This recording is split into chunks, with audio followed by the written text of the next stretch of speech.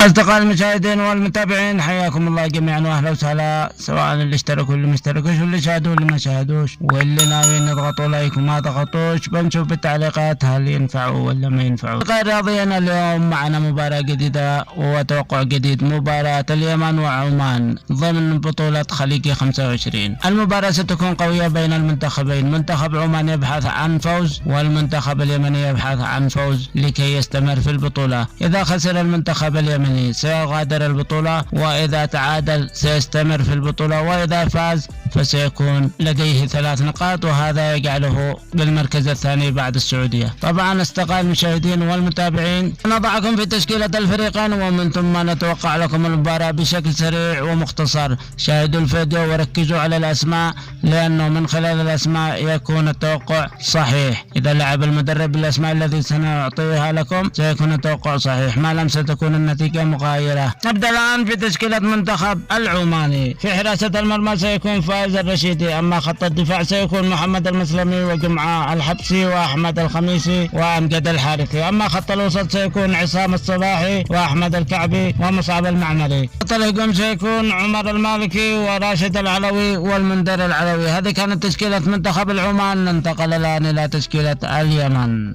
في حراسة المرمى سيكون محمد أمان، أما خط الدفاع سيكون عماد حمود وعجار الله زغيري وعمر طلال وعمر عبد الله، أما خط الوسط سيكون محمد هاشم وحمزة حنش ومحمد الطيري، أما في خط الهجوم سيكون عمر الداحي وعلي العمري وعبد الواسع المطري. هذه كانت تشكيلة المنتخب اليمني. بهذه الأسماء سنتوقع لكم الآن المباراة.